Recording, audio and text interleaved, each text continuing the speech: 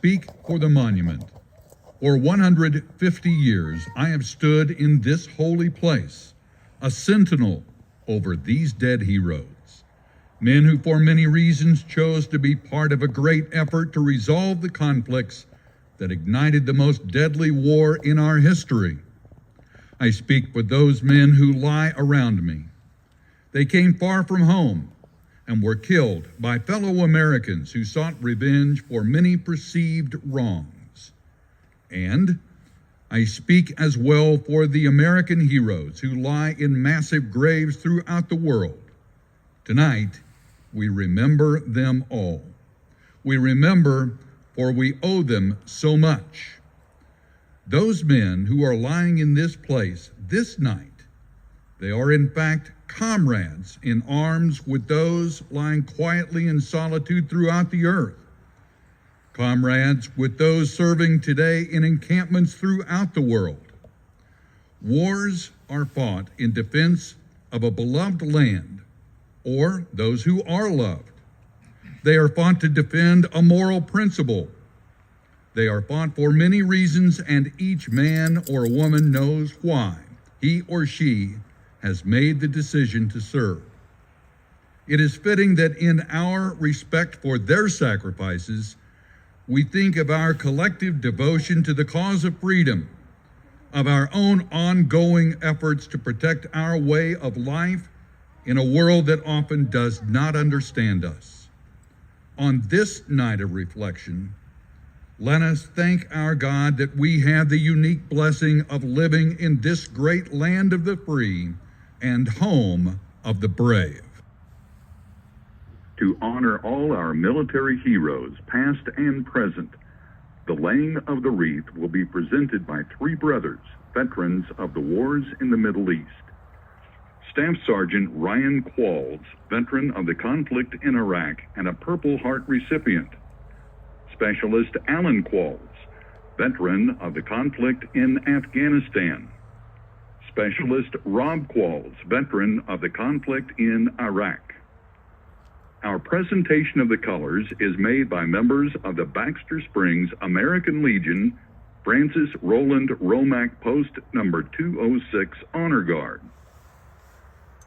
Let us remember now the events of October 6, 1863, that fateful day at a little military post in Baxter Springs.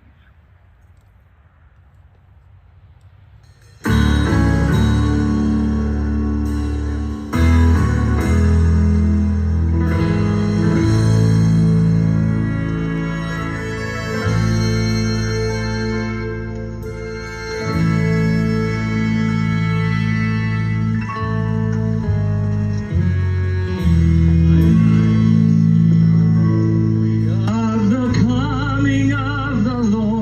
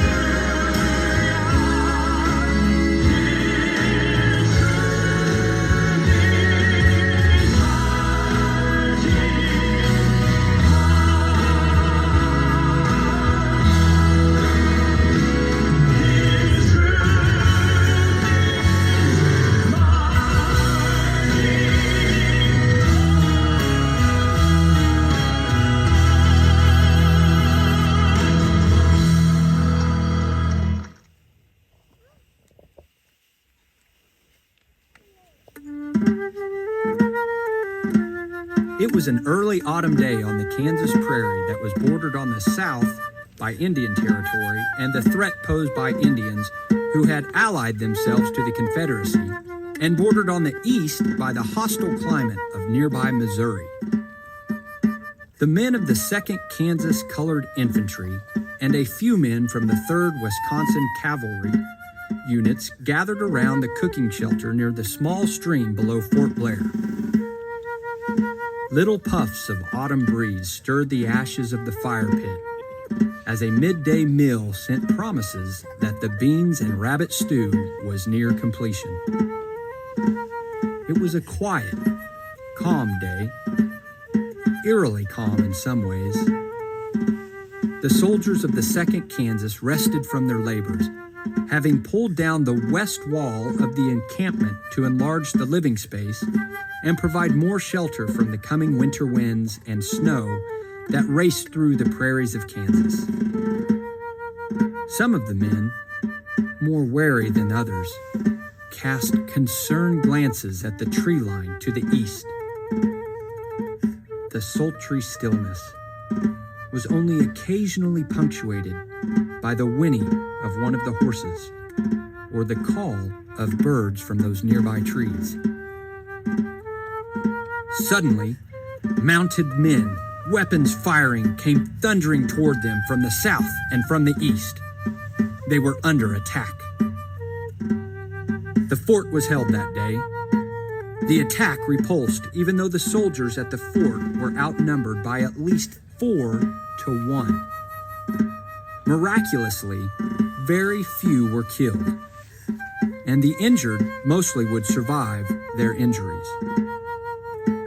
Many heroes emerged out of that attack, a brave and determined commander and troops, mainly black troops, who fought the good fight and prevailed.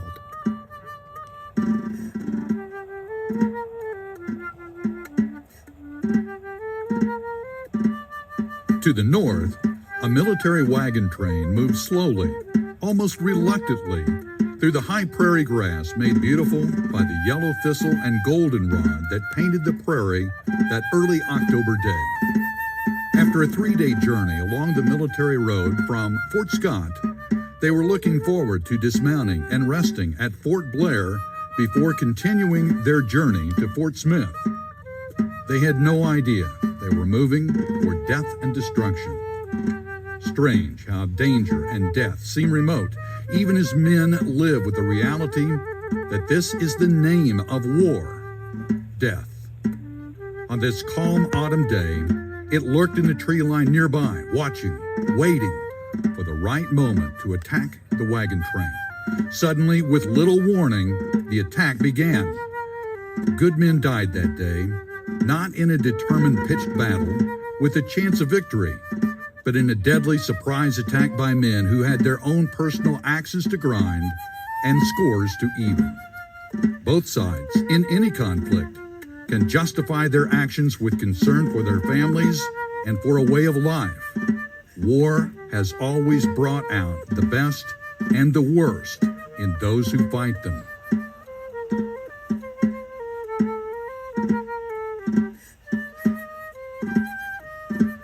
An hour after the attack began, the golden prairies lay splashed with blood. Bodies lay scattered in all directions. Bodies mutilated with overkill. Gun smoke hung over this virgin prairie like a veil of death.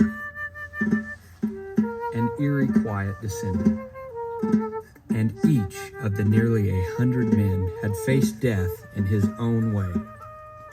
Some with regrets, some with sadness for the loved ones they left behind, some angry at their fate.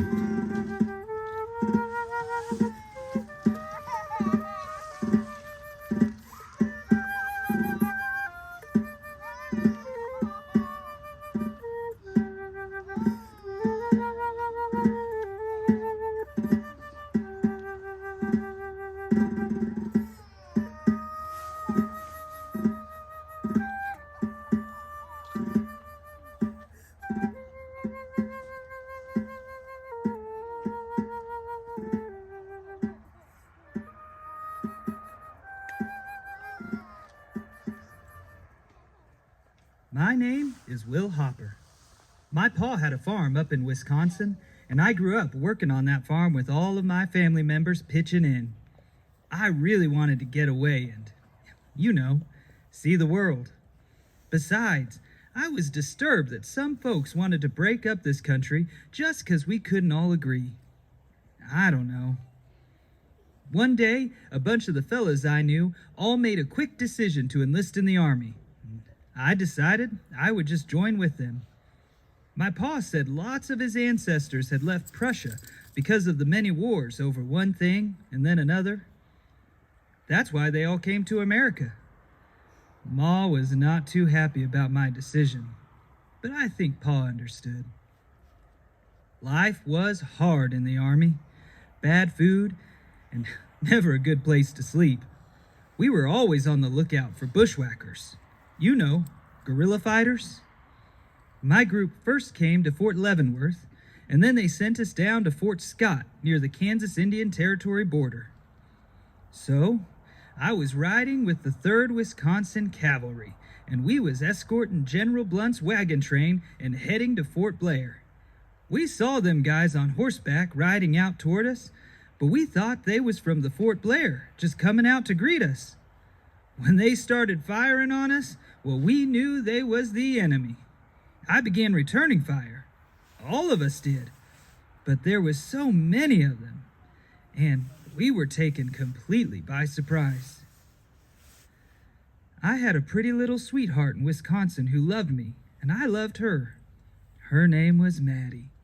I promised that girl I would marry her when I came back, and she had reached the age of 16. She wrote me some letters after I left, always telling me how much she loved me and how she prayed all the time for me to be safe so I could come home and we could spend our lives together. I carried those letters through several skirmishes right next to my heart. Do I have regrets? Well, yeah, I do. I could accept death at the hands of our enemies if we had met on a battlefield, but the way I was killed, even after I tried to surrender, well, that leaves me bitter and disappointed. What good did my death do? Nothing. Absolutely nothing. And yet, I lost everything. Well, everything except the hope that I would one day see my loved ones again.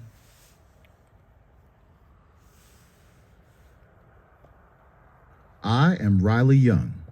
I was a proud member of the 1st Kansas Colored Infantry. I was born on a big cotton plantation in Mississippi. When I was 6 years old, my mother fled with me and my sister. We were headed for Kansas, and we were helped to get to Kansas by people along the way who were a part of the Underground Railroad. My ma, she taught us that there are good people everywhere, black and white, and we should do everything possible to make the most that life has to offer. When Senator Jim Lane got the idea to get together a company of freed black men to serve the cause of freedom, I was one of the first to sign up. Yes, sir. The 1st Kansas Colored Infantry was the very first colored military unit in the Civil War. I was mighty proud to be a part of it. We took part in skirmishes at Cabin Creek, down in the Indian Territory, and we were brave and felt good about it. We lost just a few men. Then, we were sent to Fort Blair near Baxter Springs. Then came Sherwood. It was a little town over in Missouri, about 15 miles over that way. People in that area, they were sympathetic to the Confederates, and there had been a battle between the troops from Fort Blair and those people living there. And the troops from Fort Blair had burned the town of Sherwood to the ground. Well, one day, about 20 of us were sent out to that area to search for food and supplies for the men at the Baxter garrison. We had a team and a wagon, and we reached a farmhouse on the edge of Sherwood that had been occupied by some folks named Raider. You see, all the way over there, we had been on the lookout for the enemy, but didn't see anyone that looked suspicious. We all went into the house and started gathering everything that we thought we could use. All of a sudden, the farmyard was full of screaming men on horseback, shooting off their weapons. They were the renegade troops of Tom Livingston. We had left our weapons stacked near the wagon when we went into the house. Well, All of us were gunned down, killed. We never had a chance. We weren't buried here in this cemetery. No, Livingston's men left our bodies in the house, and the house was torched and our bodies burned. Our spirits, though, are here among our comrades. This wasn't the way we had planned this adventure in the Army to turn out. It is good to know that our side won the war. It was a lot harder to win the peace.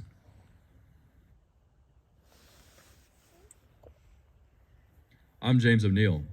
I died at the hands of men who totally disregarded the rules of war. That really angers me. Hard to imagine their rules of war, since war seems a very disorderly game of chance. Anyway, I had a great life going. People said I was a good writer. I think I was a good actor too. I spent several years traveling with theater groups, performing in little villages and in cities. Don't know when I decided to become a news reporter. I just wanted adventure. I hooked up with Frank Leslie's newspaper in New York City. They decided for me that I should follow the action of the war here in Kansas and over in Missouri. General Blunt was moving his headquarters from Fort Scott to Fort Smith. So I went along, rode with the brigade band and their new bandwagon. I liked the company of those fellows. We shared some interest. I love music too. When we came under attack, our wagon driver turned the horses toward the west and the prairie. We didn't have any reason to stay and fight. None of us had a gun except the driver. Never dreamed that I, who never carried a weapon, would be killed by a cigar-smoking, ugly fat man who laughed when I was tried to surrender. I begged him to not shoot. I used all my legendary persuasive powers to talk that guy into leaving me be and not shoot me. He was not impressed. He shot me right in the heart. You know, there were many sweet Wisconsin girls who were heartbroken when they heard of my fate. Well, having played the role of some of Shakespeare's tragic characters on the stage, I am aware that most heroic characters die at the hand of bad guys. I took my last bow, the final curtain, right here on the Kansas prairie. A tragic ending for my rich and colorful life, I would say.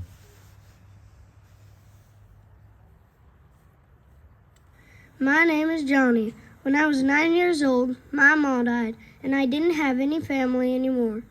Lots of the men in my town were joining the army. So one day I walked up to this man in uniform and told him I was brave and hardworking, and I wanted to join the army too. He said, "Kid, you're too young. Wait a couple of years." But I begged him, and finally he said I could join them as a drummer boy in the bandwagon. I ended up on a bandwagon that was coming down to Fort Blair from Fort Scott with the General Blunt and his soldiers. Those music men were all good to me. When the bad guys started shooting at our wagon, we took off going really fast.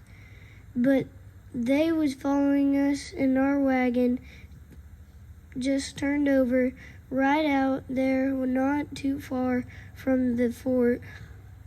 That man, Mr. O'Neill, he tried hard to get them bad guys to not shoot me, but they paid him no mind.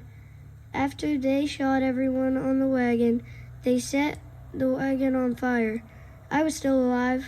I tried to crawl away, but I didn't do no good. I was shot too many times and my skin was all burned.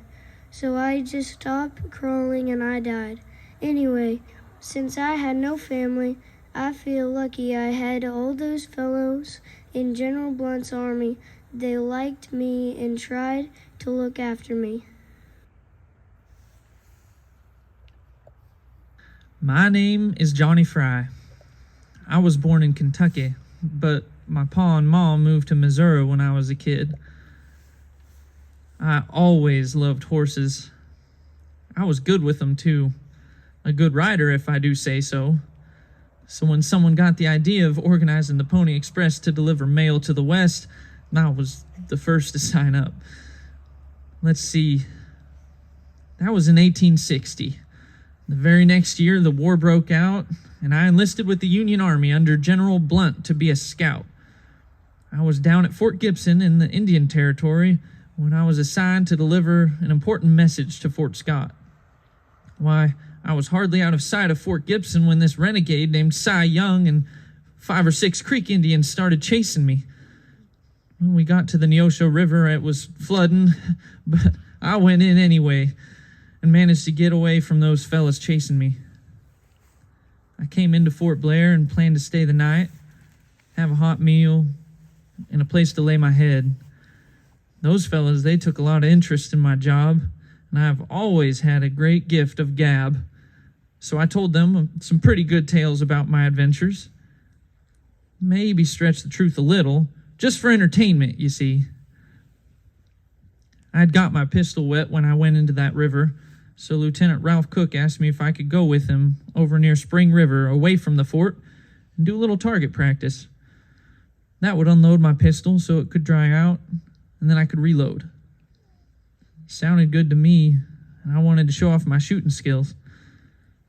We hadn't been there more than half an hour when this bunch of armed men came charging out of the woods near Spring River Ford, and they started shooting at us. I got off one shot before I was hit in the shoulder, then I was hit in the chest, and then in the head. Who knows where else?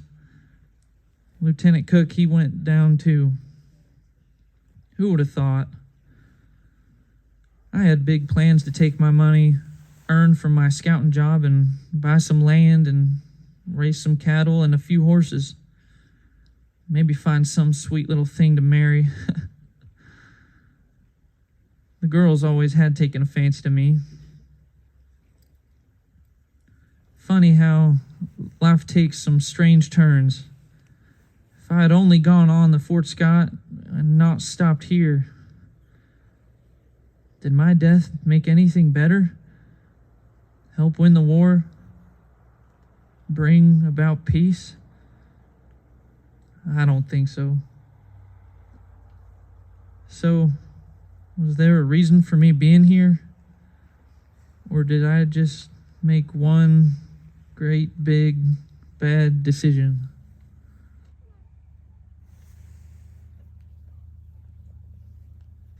My name is Tom. In August of 1863, the 2nd Kansas Colored Infantry was mustered into the United States Army. A lot of us fellows were quick to volunteer. We were ready to risk our lives and share the dangers in the struggle for our freedom. I was a runaway slave from the south part of Missouri. I didn't want to go back to that.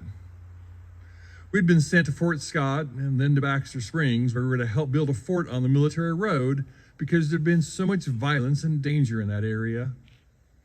It wasn't going to be permanent, just a rough wall, really. But we'd dug trenches inside the wall for firing pits, backbricking duty for sure. But we were proud of what we had done. There were around 50 of us and about 50 of the white soldiers. Our senior officer, Lieutenant Pond, he had ordered most of the white soldiers to go out in the prairies looking for food for the troops, rabbits, pheasants, or whatever they could find. That left us black troops and a few white soldiers who were sick. We'd all just gone outside the fort and down by the creek to eat our noon meal when all of a sudden we heard gunfire. Bullets were whizzing by us, and we saw what looked like hundreds of men on horseback racing towards us. You can imagine how surprised we were. We all ran for the fort where we had left our weapons. In minutes, the enemy was upon us. It was a miracle that any of us survived to get into the firing pits. But we could outshoot that group of renegades with no trouble. We'd been trained in Fort Smith. We were a disciplined, determined bunch of soldiers with good eyes and a steady hand. We held them off. They were no match for the 2nd Kansas. Do you know what makes the Battle of Baxter Springs so historic? It was the first time black and white soldiers fought against a common enemy with no regard for the difference of color. That's what set our battle apart from those that fought back east. There were only 6 of our troops killed. I was one of them. I died knowing I had fought the good fight. I was proud to have been a part of it. I have no regrets. Just wish there had been a chance for me to go on fighting for the cause we all felt so strong about.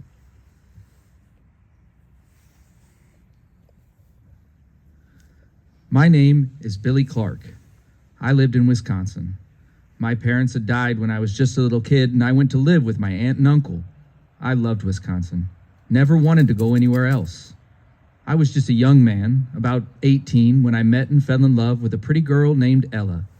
We married a year or so later and had a little baby boy who was named after me, his papa. We called him Will. Ella was the most important part of my life. We worked together and built a small home out of logs. One hot summer day, a sudden storm came up and a tornado ripped into our cabin. Ella was hurt that day. She was hurt really bad. A falling log hit her on the head. She lived only a short time after that, and then she died. I felt like a big part of me was dead too. My aunt took over care of our little son, Will, and I was lost and confused. A friend of mine had decided to join the Army. Like me, he was good with horses, so we ended up in the 3rd Wisconsin Cavalry. Before I left, I visited Ella's grave. I didn't want to lose my memories of her and our life together. I took the last cookie of a batch she had baked the week before she died. I wrapped it in some paper. I gathered up the soil from her grave and put it in a little bag, and I left all that I had loved behind. We had a little bit of training in Wisconsin, and then I was sent down to Fort Scott in southern Kansas. We were on our way to Fort Smith. Yeah, I was with the escort that was slaughtered near Fort Blair. We had no chance of survival. A bunch of bad decisions by the commander, General Blunt, and then the surprise attack that brought us all to our deaths. My horse, I loved that animal, was shot right out from underneath me, and I was thrown to the ground. A grinning rebel looked down at me as I lay there. His eyes were filled with hate, and he shot me, and then laughed and shot me again. I crawled through the smoke and confusion to a nearby wooded area where I curled up in the roots of an old oak tree. There I died, thinking about Ella and baby Will. I knew that I would soon be with Ella in heaven, though. The soldiers from Fort Blair found my body days later. They were on a burial detail. The only thing they wondered was why I had in my hand a small bag of dirt and a crumbled cookie wrapped in paper.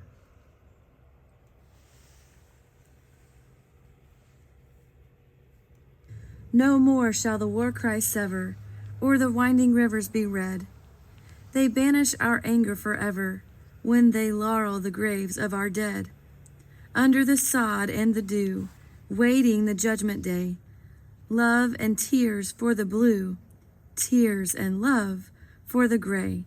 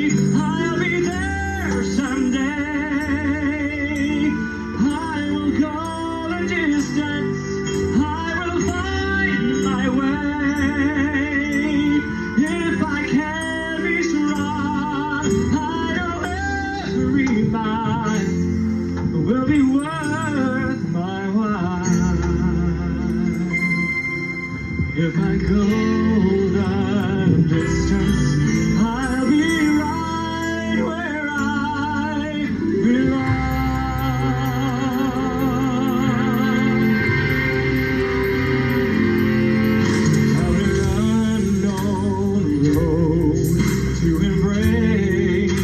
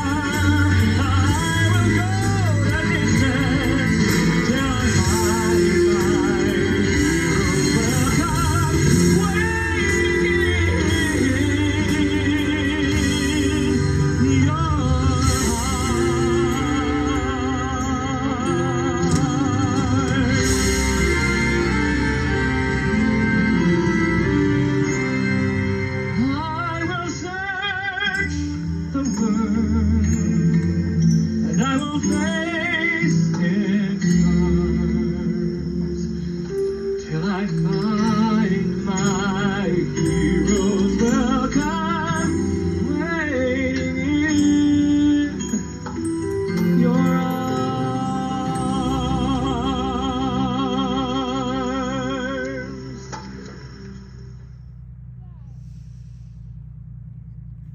On this evening, 160 years later, we gather here to pay tribute to the men of the 1st and 2nd Kansas Colored Infantries, and to the men of the 3rd Kansas Cavalry, and the men of the 3rd Wisconsin, heroes slaughtered far from home, leaving families, many of whom never knew the fate of their sons and fathers. I am the monument. I speak for all those young American heroes of all generations who have left home and hearth to march to the cadence of war, who left weeping wives and bewildered children, who left bereaved mothers, who know in their hearts they may never see their beloved sons again on this side of heaven. I speak for those who have died unattended and alone on far-flung prairies, on deserts, and in deserted cities and vast oceans. Heroes, each and every one. It is fitting that in our respect for their efforts, we think of our collective devotion to the cause of freedom, our own ongoing efforts to protect our way of life in a world that often does not understand us. This night, let us remember the debt of freedom that has been paid for by countless others who have died on far-flung prairies and deserts and deserted cities and vast oceans.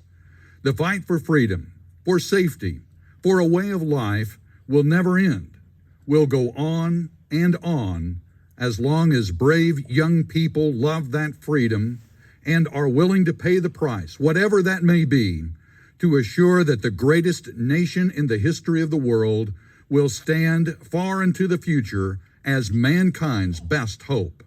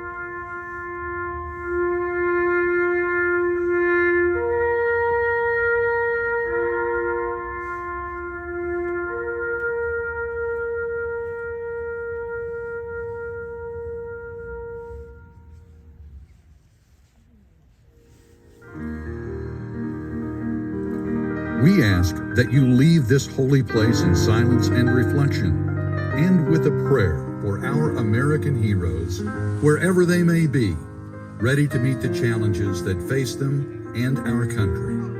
Good night, and God bless all of you.